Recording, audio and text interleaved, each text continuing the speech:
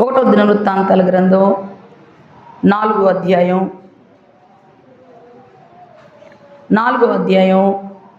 10వ వచనాన్ని ధ్యానం చేసుకుందాం. పరిశుద్ధ గ్రంథాలు ఉన్న వారందరూ దేవుని వాక్యాన్ని అందరం ధ్యానం చేసుకుందాం. మొదటి దినవృత్తాంతాల గ్రంథం 4వ అధ్యాయం 10వ వచనాన్ని ధ్యానం చేసుకుందాం. యెబెజు ఇశ్రాయేలు దేవుని గురించి మొరపెట్టి, నీవు నన్ను నిశ్చయముగా ఆశీర్వదించి నా సరిహద్దును విశాలపరిచి నీ చెయ్యి నాకు తోడుగా ఉండ దయచేసి నాకు కీడు రాకుండా దానిలో నుండి నన్ను తప్పించుమని ప్రార్థింపగా దేవుడు అతడు మనవి చేసిన దాన్ని అతనికి దయచేసెను. ఇదినో మన వర్తమానం యెబెజు ఆశీర్వాదం, లేకపోతే యెబెజు ప్రార్థన. ప్రియులారా, ప్రార్థనకున్న బలం మరి దేనికి లేదు. అందుకే మనం ఈ లోకంలో మనకి ఏ టాలెంట్స్, ఎలాంటి విలువల ఆధిక్యతలు మనకు లేకపోయినా ప్రార్థనాపరులుగా బ్రతికితే చాలు. ప్రార్థనాపరుడుకున్న జయం ఈ భూమి మీద దేనికి లేదు. మనం ప్రార్థించకుండా చాలా ఆశిస్తాం, ప్రార్థించకుండా మనకు చాలా కోరికలు ఉంటాయి. ప్రార్థన ద్వారా మాత్రమే మన పరిస్థితులు, అసాధ్యాలు సాధ్యంగా మారుతాయి. ఈ యెబెజు అంటే వేదన పుత్రుడు అని అర్థం. కింద ఫుట్నోట్లో వ్రాయబడింది వేదన అంటే ఏడుపు. వాళ్ళమ్మ ఈ యెబెజుని కనేటప్పుడు చాలా వేదన పడింది, చాలా బాధపడింది. అదినాలు ఇశ్రాయేలు స్త్రీలు పిల్లల్ని కన్నప్పుడు వారికి తల్లులే పేర్లు పెట్టేవాళ్ళు. ఏలీ కోడలు కూడా ఇకాబాదును కని ఆమె చనిపోయింది. ఇకాబాద్ అని పేరు పెట్టింది ఆ కుమారుడు పుడితే. ఇకోబాద్ అంటే ప్రభావము ఇశ్రాయేలు నుండి వెడలిపోయింది అని అర్థం. ఆ దినాల్లో తల్లులు పిల్లల కొరకు కని వారికి పేర్లు పెట్టేవాళ్ళు. ఈ యెబెజు తల్లి కూడా యెబెజుకు పేరు పెట్టింది, వేదన పుత్రుడు అని పేరు పెట్టింది. ఇతను పుట్టిన దినాల్లో ఆమె ప్రసవమైన టైంలో ఎలాంటి పరిస్థితులు అనుభవించిందో ఆ తల్లి, ఏదేమైనప్పటికీ అతనికి వేదన పుత్రుడు అని పేరు పెట్టింది. తన అన్నదమ్ములు, తన వాళ్ళు అందరూ ఒరే వేదన, ఒరే ఏడు మహోడా అని పిలుస్తున్నారు. ఓ వేదన వేదన అని పిలుస్తున్నారు. ఎవరినైనా నా పిలిస్తే బాధపడతారా? బాధపడుతున్నాడు. యెబెజు అందరి దృష్టిలో ఎలా కనపడుతున్నాడు? ఏడుపు కొట్టోళ్ళలాగా, వేదన పుత్రుడు వేధించినోళ్ళలాగా కనపడుతున్నాడు. ఇశ్రాయేలు దేవుని సన్నిధిలోకి వచ్చాడు. దేవా, నన్ను అందరూ ఏసరించుకుంటున్నారు, అందరూ నన్ను తక్కువగా చూస్తున్నారు. ఓ ఏడుపు మహోడా అని పిలుస్తున్నారు, నన్ను వేదన పుత్రుడా అని పిలుస్తున్నారు. నేను ఎలా పుట్టానో నాకైతే తెలియదు. నా స్థితి మార్చగలిగిన వాడు నీవే, నా పరిస్థితిని మార్చగలిగిన వాడు నీవే. వీళ్ళందరి దృష్టిలో నేను ఏ విధంగా కనపడుతున్నానో అందుకంటే ఘనంగా నన్ను చేయగలిగిన దేవుడివి నీవే అని చెప్పి ప్రార్థన చేయటానికి ఇశ్రాయేలు దేవుని సన్నిధిలో యెబెజు కూర్చున్నాడు. దేవునికి మొరపెడుతున్నాడు. మొట్టమొదటిగా యెబెజు దేవుని అడుగుతున్నాడు, నీవు నిశ్చయంగా నన్ను ఆశీర్వదించు. స్తోత్రం చెప్పండి. నేను ఓ ఆశీర్వాదం లేని వ్యక్తిగా కనపడుతున్నాను. నా తల్లికి, నా అన్నదమ్ములకి, నా వారికి ఆశీర్వాదం లేనివాడిగా అందరూ నన్ను వేదన వేదన అని పిలుస్తున్నారు. నిశ్చయంగా నన్ను నీవు ఆశీర్వదించయ్యా. స్తోత్రం చెప్పండి. ఎవరి దగ్గరికి వచ్చాడు యెబెజు? ఆశీర్వదించగలిగిన దేవుని దగ్గరికి వచ్చాడు. సమర్థుడి దగ్గరికి వచ్చాడు. అసాధ్యాలు సుసాధ్యంగా మార్చేవాడు, చీకటిని వెలుగ్గా మార్చేవాడు, శాపాన్ని ఆశీర్వాదంగా మార్చేవాడు, మరణాన్ని జీవంగా మార్చే మహనీయుని దగ్గరికి వచ్చాడు. వచ్చి అంటున్నాడు, అయ్యా నిశ్చయంగా నీవు నన్ను ఆశీర్వదించు. స్తోత్రం చెప్పండి. హల్లెలూయా. లోకంలో నా తల్లి దృష్టిలో, నా అన్నదమ్ముల దృష్టిలో, నా రక్త సంబంధుల దృష్టిలో నేను ఏ విధంగా ఉన్నానో నీ యొద్దకు వచ్చి నీ బిడ్డగా, నీ చేతితో ఆశీర్వదించబడినటువంటి వ్యక్తిగా నేను ఆశీర్వాదకరంగా ఉండాలి. ఎలా ఉండాలి? నేను ఆశీర్వాదకరంగా ఉండాలి. నన్ను ఆశీర్వదించమని ప్రార్థన చేశాడు. ప్రియదేవుని బిడ్డలారా, పరిశుద్ధ గ్రంథంలో మనం కూడా చూస్తే ఆశీర్వాదం కోసం ప్రార్థన చేశాడు యాకోబు కూడా ప్రార్థన చేశాడు. ఏమని? యెబ్బేకు రేవు దగ్గర ఆ రాత్రంతా దేవునితో పనుగులాడి, దేవా నిశ్చయంగా నన్ను ఆశీర్వదించు. నన్ను ఆశీర్వదిస్తేనే నిన్ను వదిలిపెడతా, నన్ను ఆశీర్వదించకపోతే నేను విడిచిపెట్టను. పట్టుదల కలిగిన ప్రార్థన. మగసిరి కలిగిన వాడై యాకోబు దేవునితో పోరాడి గెలిచెను అని పేరు తెచ్చుకున్నాడు. దేనికోసం యాకోబు దేవుని సన్నిధిలో పోరాడుతున్నాడు? ఆశీర్వాదం కోసం. నా పేరు మోసగాడే, నా పేరు నా తీరు కూడా మోసమైందే, కానీ నా స్థితి అలా ఉండకూడదు. ఆ మోసగాడులాగా ఆ మోసకరమైన స్థితి నాలో ఉండకూడదయ్యా. ఓ నూతనమైన వ్యక్తిగా, ఓ నూతనమైనటువంటి దైవిక ప్రణాళికలో, దేవుని ఉద్దేశంలో నేను నడిపించబడిన వ్యక్తిగా కనపడాలి. నన్ను ఆశీర్వదించు అని ప్రార్థన చేశాడు. ఈ ప్రార్థన యాకోబుని ఇశ్రాయేలుగా మార్చేదాకా పెనుగులాడుతూ ఉన్నాడు. స్తోత్రం కలుగునుగాక. హల్లెలూయా. మరో భక్తుడు కనపడతాడు మనకు, ఓబేదేదోము. ఓబేదేదోము ఇంట్లో మందసం ఉంచుకున్నాడు. దావీదు దేవుని మందసాన్ని దావీదుపురానికి తీసుకెళ్తున్న టైంలో ఎద్దు కాలు జారి ఉజ్జా పడిపోయి చనిపోయినప్పుడు మందసాన్ని అక్కడ ఓబేదేదోము ఇంట్లో పెట్టారు. ఓబేదేదోము ఇంట్లో మందసం ఉండటం వలన ఓబేదేదోము సొత్తంతటిని దేవుడు ఆశీర్వదించాడు. స్తోత్రం కలుగునుగాక. మనం ఆశీర్వాదం పొందాలి అంటే, మనం దీవించబడాలి అంటే, మన పరిస్థితులు మార్చబడాలి అంటే దేవుని సన్నిధిలో మొరపెట్టాలి. స్తోత్రం చెప్పండి. దేవుని వాక్యం చెబుతుంది, నాకు మొరపెట్టండి మీకు ఉత్తరం ఇస్తాను. మన దేవునికి ఒక పేరుంది, ప్రార్థన ఆలకించువాడా సర్వ శరీరుల యొద్దకు చెదరు. ఆయన ప్రార్థన ఆలకించే దేవుడు. ఆయన సన్నిధిలో ఎబ్బేజు మొట్టమొదటి ప్రార్థన ఏంటంటే, నన్ను ఆశీర్వదించయ్యా. నన్ను అందరు ఎగతాళి చేస్తున్నారు, నన్ను అందరు చిన్న చూపు చూస్తున్నారు, అందరు వేదన వేదన అంటున్నారు. నేను ఒక ఆశీర్వాదకరమైన వ్యక్తిగా నా వారందరిలో నేను ఉండాలి. నన్ను ఆశీర్వదించగలిగేది నా తల్లి కాదు, నన్ను ఆశీర్వదించేది నా తండ్రి కాదు, నన్ను ఆశీర్వదించేది నాకున్న బలగం కాదు. ఆశ ఎన్నిక లేని వారిని, యోగ్యత లేని వారిని, అర్హత లేని వారిని విలువైన వారిగా, ఘనమైన వారిగా గొప్ప చేయి దేవుడు నీవు మాత్రమే. నన్ను ఆశీర్వదించు. స్తోత్రం చెప్పండి. హల్లెలూయా. దేవుని సన్నిధిలో ఒకటి ఎబ్బేజు ఆశీర్వదించమని ప్రార్థన చేశాడు. రెండవదిగా నా సరిహద్దులు విశాలపరచు. ఏంటంట? నా సరిహద్దులు విశాలపరచు.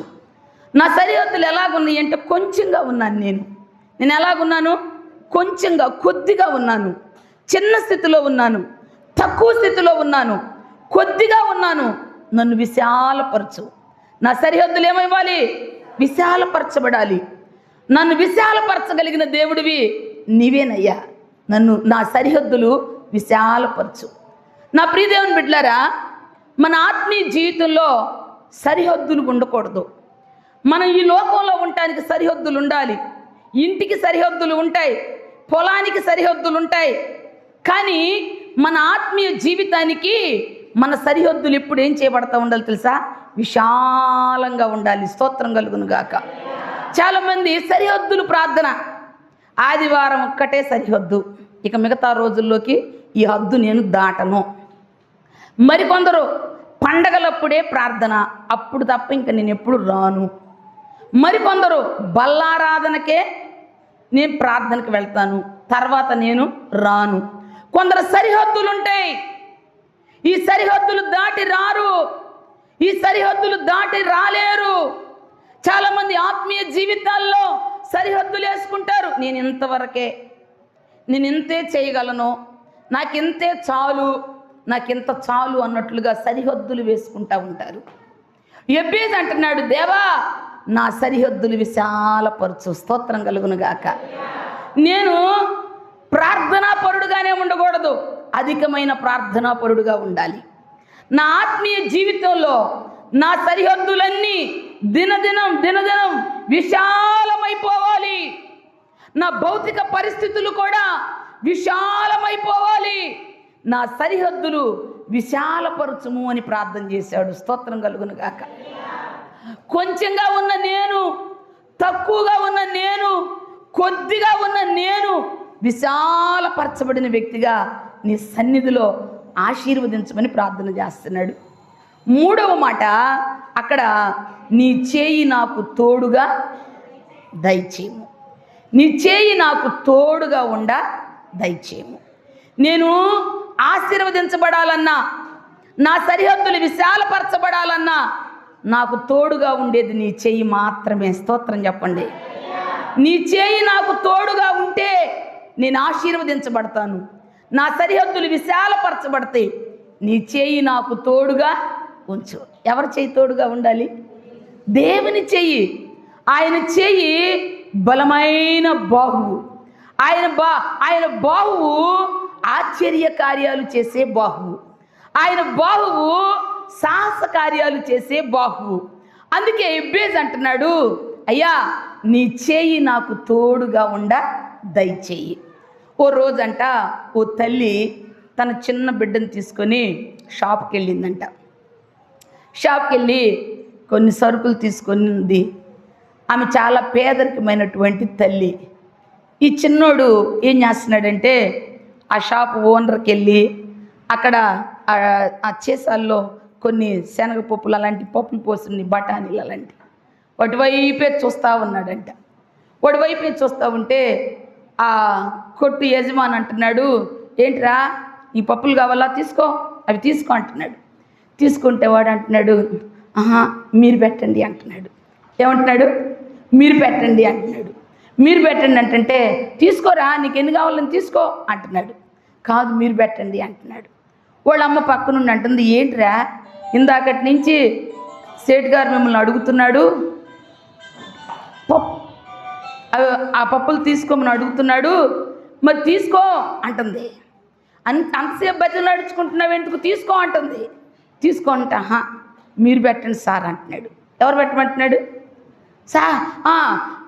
కొట్టు యజమాని పెట్టమంటున్నాడు. పెట్టమంటే ఆయన అంటున్నాడు, తీసుకోరా నేను పనిలో ఉన్నానుగా అన్నాడు. కాదు పని అయిపోయినాక మీరు పెట్టండి అన్నాడు. ఆయన ఒక్కసారి బాగా పెద్ద గుప్పడితో పెట్టాడు. వీడిది చిన్న చెయ్యి కదా, అవి పట్టకపోయినందున చేతి జేబులో, షర్ట్ జేబులో, ప్యాంట్ జేబులో మరలా చేతిలో పోసుకొని తింటా దారిని వెళ్తున్నాడు. వాళ్ళ అమ్మంది, ఏంట్రా అంతసేపు బతులు నడుచుకున్నావు, నిన్ను సేటు అంతసేపు అడిగాడు, నువ్వెందుకని తీసుకోలేదు అని అడిగింది వాళ్ళమ్మ. ఆడంటున్నాడు, అమ్మా నా చేతితో కొంచెమే వస్తాయి, నా చెయ్యి ఎలాంటిది చెప్పండి, చిన్న చెయ్యి. అదే కనుక ఓనర్ గారు పెట్టాడు అనుకో, ఇదిగో 2 జేబులు నిండిని మరలా చేతిలో కూడా వచ్చినాయి. ఆయన చేతితో పెడితే పెద్ద చెయ్యి. స్తోత్రం చెప్పు. హల్లెలూయా. నీ చేతులే సాపాలి, నీ చేతులే ఇవ్వాలి, నీ చెయ్యే పని చేయాలి, నీ చెయ్యే ఉండాలని కోరుకో మాకు. ఆయన బాహువు తోడై ఉంటే ఆశీర్వాదకరంగా మారతాయి పరిస్థితులు. స్తోత్రం చెప్పు. 5 రొట్టెలు 2 చేపలు 5,000 మందికి ఆహారంగా పెట్టిన చెయ్యి ఆయన చెయ్యి. నీటిని ద్రాక్షరసంగా మార్చిన చెయ్యి ఆయన చెయ్యి. అసాధ్యాలు సాధ్యపరిచేది ఆయన చెయ్యి. నీ చేయి నిశ్చయంగా నాకు తోడుగా ఉండదయచేయి. దేవునికి స్తోత్రం కలుగునుగా.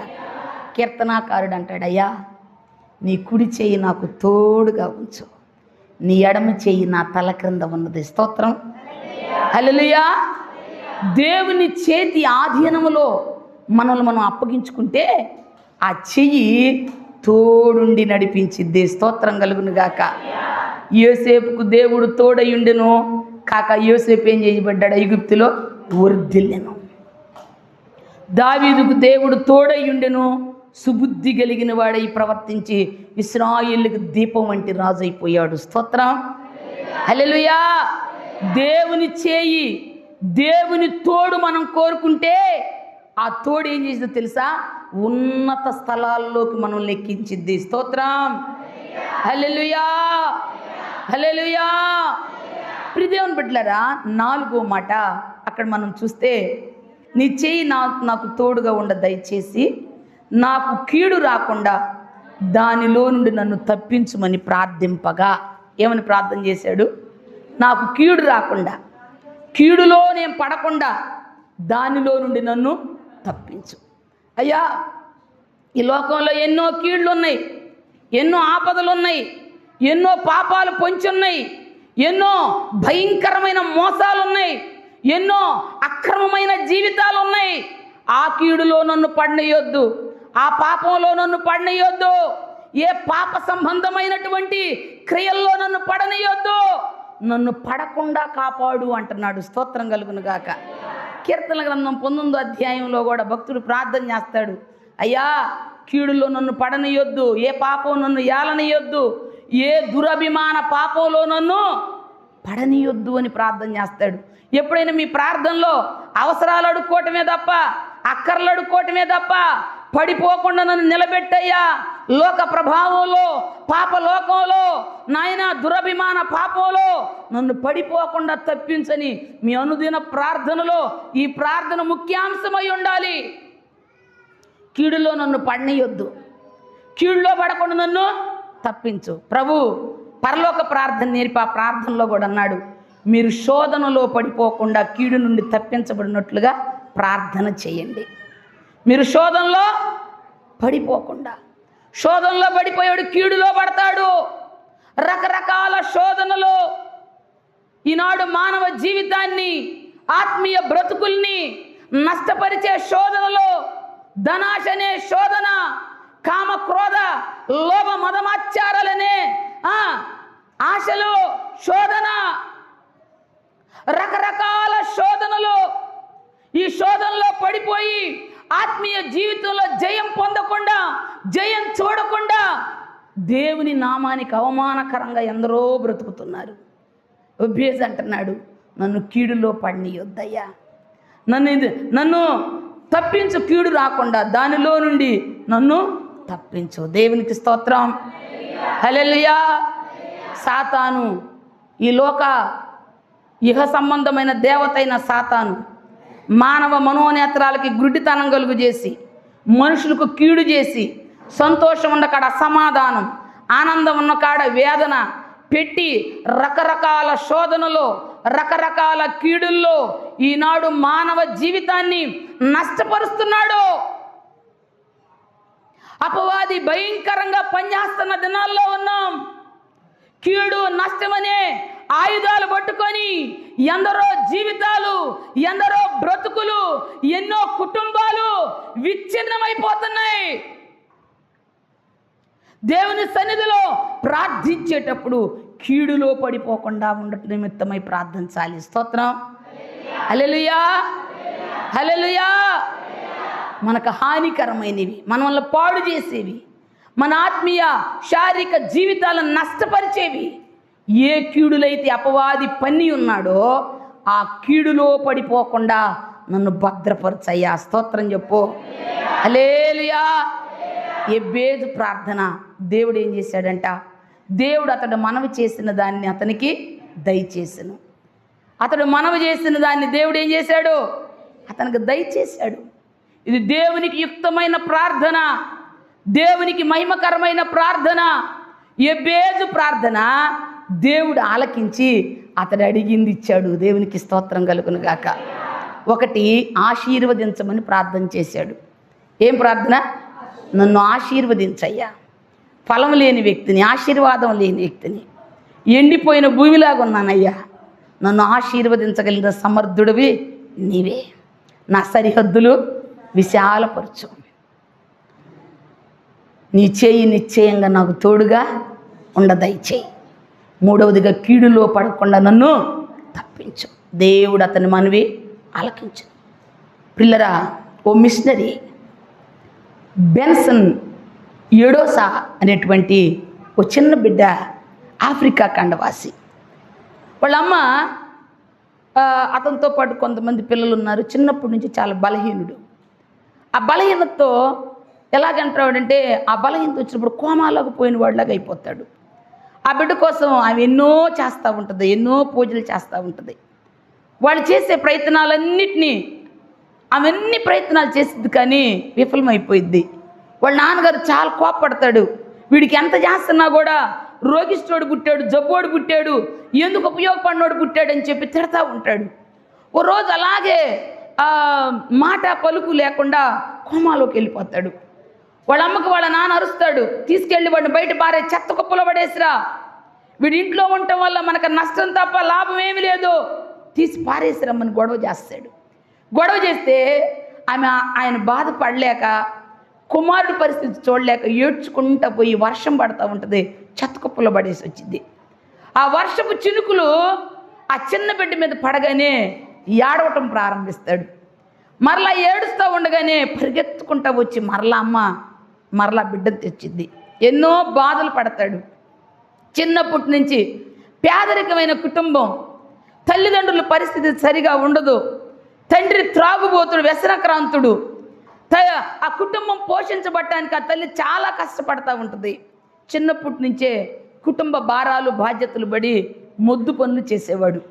చదువుకోవటానికి చాలా ఆశ కలిగిన వాడు. ఓసారి స్కూల్కి వెళ్తాడు. చదువుకు మంచి జ్ఞానం ఈ బిడ్డకుంది, ఈ బిడ్డను చదివిస్తే టీచర్ చెప్తారు. వాళ్ళకి చదివించడానికి అవకాశాలు ఉండవు. వాళ్ళు నాన్న చెప్తాడు, ఇక్కడ పనులు లేవు, మన చిన్నాయన వాళ్ళు ఊరు వెళ్ళు, అక్కడ మంచి భూమిని సేద్యపరుస్తూ ఉంటాడు, వ్యవసాయం చేస్తూ ఉంటాడు, అక్కడైతే మనకు మంచి పనులు లభిస్తాయి, అక్కడికి వెళ్ళమని చెప్తాడు. అక్కడికి వెళ్తాడు. వాళ్ళ చిన్నాయన, వాళ్ళ బాబాయి, వాళ్ళ పిల్లలందరూ చదివించుకుంటాడు. ఈ బెడ్సన్ ఏడోసని మాత్రం వెట్టి పనులు చేయిస్తాడు. భయంకరంగా పగలంతా చేలో పని చేసేవాడు, రాత్రి అంతా కట్టెలు కొట్టేవాడు, పశువులకు మేత, పశువులకు నీళ్లు, వాళ్ళ చిన్నాయన వాళ్ళతో ఎంతో పని చేసేవాడు. ఓ రోజు వాళ్ళ చిన్నాయన ఏం చేస్తాడంటే, వాళ్ళ పిల్లలకి ట్యూషన్ చెప్పడానికి ఒక టీచర్ని తీసుకొస్తాడు. ఆ టీచర్తో చదువుకుంటూ ఉంటే ఈ పిల్లోడు కూడా పక్కన కూర్చొని చదువుకుంటూ ఉంటాడు. 2-3 రోజులు చూసి, నీకెందుకురా చదువు, నీకేం పని చెప్పాను, నువ్వేం పని చేస్తున్నావు, నువ్వు ఆ గేదెల కాడ పని చేసి కట్టెలు నరికి చేలో పని చేయడం తప్ప నువ్వు ఇక్కడ కూర్చోకూడదు అంటాడు. నేను నాన్న ఆ పని అంతా చేసుకొని వచ్చానని చెప్పి ప్రతిరోజు ఎంతో కష్టపడి తనకు అప్పగించిన పని అంతా పెందలాడే చేసి చదువుకోవటానికి కూర్చుంటాడు. చాలా బాధ పెడతారు, చాలా వేధిస్తారు.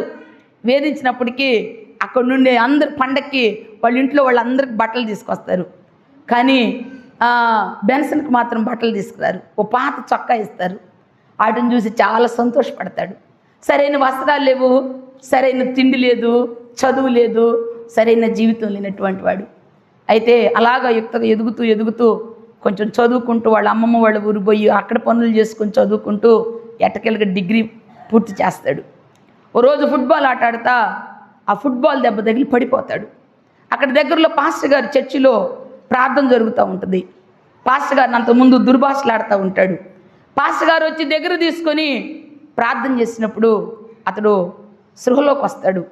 అప్పటి నుంచి తెలియని దేవుని సన్నిధి ఆ ఏడోసాకు ఆవరించినప్పుడు దేవుని వైపు తిరుగుతాడు. దేవుని వైపు తిరిగినటువంటి ఆ చిన్న బిడ్డతో దేవుడు మాట్లాడతాడు. ఆ యవన కాలంలో మాట్లాడి ఆఫ్రికా ఖండంలో మూఢాచారాలు ఉన్న ప్రజల మధ్య దాదాపు కొంతమంది చనిపోయిన పిల్లల్ని, పెద్దోళ్ళని, చచ్చిపోయిన వాళ్ళని లేపుతాడనమాట. అలాంటి గొప్ప ప్రార్థనాపరుడు అవుతాడు. చచ్చిపోయి ఏడుస్తూ ఉంటే ఆ ఇంటికి వెళ్ళేవాడు. ఆ ఇంటికి వెళ్ళి అంటాడు, చనిపోయారా, నేను ప్రార్థన చేస్తాననేవాడు. ఏం ప్రార్థన చేస్తా, ఆల్రెడీ వాళ్ళు చనిపోయారు, భూస్థాపన కార్యక్రమాలన్నీ సిద్ధం చేస్తున్నావు, నువ్వేం చేస్తావు అంటారు వాళ్ళు. నేనేం చేస్తాను చూడు, నా ప్రభు బాగు చేస్తాడు, నా ప్రభు బ్రతికిస్తాడని చెప్పి ఆ ఇంట్లోకి వెళ్ళి ఆ చచ్చిపోయిన పెద్దోళ్ళను చిన్నోళ్ళను ప్రార్థన చేయగానే వారు లేచి కూర్చుంటాడు. స్తోత్రం కలుగును గాక. దేవుని ఆత్మ చేత, దేవుని అగ్ని చేత నింపబడి ఇప్పుడు దేవుని బిడ్డలారా ఓ గొప్ప అగ్నిలాగా పనిచేశాడు బెన్సన్ ఎడోషాగా. పరిశుద్ధాత్మతో నింపబడి అన్ని భాషల వరాలు కలిగి చేతిలో ఆధారం చిల్లి పైసా డబ్బులు లేని టైంలో దేవుని మీద ఆధారపడి ఓ గొప్ప చర్చి కట్టడానికి దేవుడు మాట్లాడతాడు. ఆ చర్చి కట్టి గొప్ప మందిర ప్రతిష్టారాధన టీవీల ద్వారాగా ఆఫ్రికా ఖండం మొత్తం స్వార్థ ప్రకటిస్తాడు. ఎంత గొప్ప సేవ అంటే భూమి తల్ల క్రిందులయ్యే సేవ ఆఫ్రికా ఖండంలో చేశాడు. కారణం ఏంటి? అర్హత లేనివాడు, యోగ్యత లేనివాడు, ఏ విలువలు లేనివాడు ప్రభు మీద ఆధారపడ్డాడు. ఆయన పాద సన్నిధిని ఆశ్రయించాడు. ఎన్నిక లేని, యోగ్యత లేని వాటిని పెంట కుప్పల మీద దీనుల పైకి లేవనెత్తి ఆశీర్వదించే దేవుడని ఆయన రుజువు చేసుకున్నాడు తన ప్రజల పక్షాన. మన జీవితాల్లో కూడా దేవుని సన్నిధిని వెదికితే, దేవుని సన్నిధిలో మన పరిస్థితుల్ని పరిష్కరించుకుంటే ఆయన మన పక్షాన గొప్ప కార్యాలు చేస్తాడు. స్తోత్రం చెప్పండి. ఎబేజును ఆశీర్వదించిన దేవుడు, బెన్సన్ ఎడోషాను ఆశీర్వదించిన దేవుడు మనల్ని ఆశీర్వదించడా? మనం ఏం చేయలేకపోతున్నాం? మాటలు బాగా చెబుతాం కానీ పని చెయ్యం. మాటలు బాగా చెబుతాం, మొరపెట్టం. అన్నీ బాగానే ఉంటాయి, ప్రార్థనలో నిలబడం. దేవుని దగ్గర గెలుద్దాం, దేవుని దగ్గర పొందుకుందాం. దేవుని చేతిలోనే ఆశీర్వాదం శాపం ఉంది. నా శాపం అంతా ఆశీర్వాదంగా మార్చడానికి సమర్థుడు ఆయనే. ఆయన దగ్గర మొరపెడదామనే ఆశ మనకుండదు. ఈనాడు మనుషుడు ఆశీర్వాదకరంగా ఉండటం కోసం, మేలు పొందటం కోసం భూమి దిగంతాలు తిరిగి వస్తున్నాడు. ఎవరి దగ్గరకు పోతే నాకు దీవెన వచ్చిద్దా, ఎక్కడికి పోతే నన్ను మేలు పొందుతానా, ఎవరి దగ్గరకు పోతే నా సమస్యలు తీరతాయి, నా పరిస్థితులు తీరతాయి అని భూమి దిగంతాలు తిరుగుతున్నాడు మనుషుడు. కానీ ఆశీర్వదించేది మాత్రం ప్రభు అయిన యేసుక్రీస్తు మాత్రమే. స్తోత్రం చెప్పండి, హల్లెలూయా. దరిద్రులమైన మన కోసం ధనవంతుడైన ఆయన దరిద్రునిగా దాసుని స్వరూపం ధరించాడు. తను తాను రిక్తునిగా చేసుకున్నాడు. సిలువ మరణం పొందునంతగా నీ కోసం నా కోసం నేల మట్టుకు తగ్గించుకున్నాడు. ఆయన నీ కొరకు నా కొరకు ఆ మహామహిమలో పరలోకపు సింహాసనం ఎదుట, తండ్రి ఎదుట, దేవదూతల మహిమ పొందవలసినటువంటి దేవుడు నీ కోసం నా కోసం మానవతారిగా దిగొచ్చాడు. ఎందుకో తెలుసా? దరిద్రులమైన మనల్ని ధనవంతులుగా చేయటానికి, బలహీనులమైన మనల్ని బలపరచటానికి, ఎన్నిక లేని మనల్ని ఎన్నుకొని ఘనమైన జనాంగంగా చేయటానికి, ఆయన పరలోక రాజ్యంలో స్థానం ఇవ్వటానికి, ఆయన కూర్చుండే స్థలములో చోటు ఇవ్వటానికి నీ కోసం నా కోసం ఆయన బలిదానం అయిపోయాడు. నా ప్రియ దేవుని బిడ్డలారా, యేసు మన ప్రియరక్షకుడని క్రీస్తు యొద్ద సకల ఆశీర్వచనాలు ఉన్నాయి ఆయన దగ్గర. ఆయనకు ఒక పేరుంది, సకల ఆశీర్వాదములకు కారణభూతుడైన దేవుడు. ఆయన దగ్గర సకల ఆశీర్వాదాలు ఉన్నాయి. ఆ ఆశీర్వాదాలు పొందటానికి నువ్వు అప్పగించుకుంటే, నువ్వు లోబడి ఆయన పాదాల యొద్దకు వస్తే ఆశీర్వదించటానికి ఆయన బాహు ఎప్పుడు సిద్ధంగా ఉంది. స్తోత్రం చెప్పండి, గట్టిగా స్తోత్రం చెబుదాం, హల్లెలూయా. అందరం ప్రార్థన చేసుకుందాం. దేవా, ఇది నువ్వు నా హృదయాన్ని మండించు నాయన. నాకు ఎబ్బేజు ప్రార్థన నాకు దయచేయ్యా, నన్ను ఆశీర్వదించయ్యా. అయ్యా, నా సరిహద్దులు విశాలపరచు. నేను ఎంత చేసినా ఎక్కి రావట్లేదయ్యా. ఎంత కష్టపడుతున్నా తండ్రి, నా కష్టం ఫలించట్లేదు నాయన. ఆశీర్వాదం నాకు దూరం అయిపోయిందయ్యా. అయ్యా, నన్ను ఆశీర్వదించు.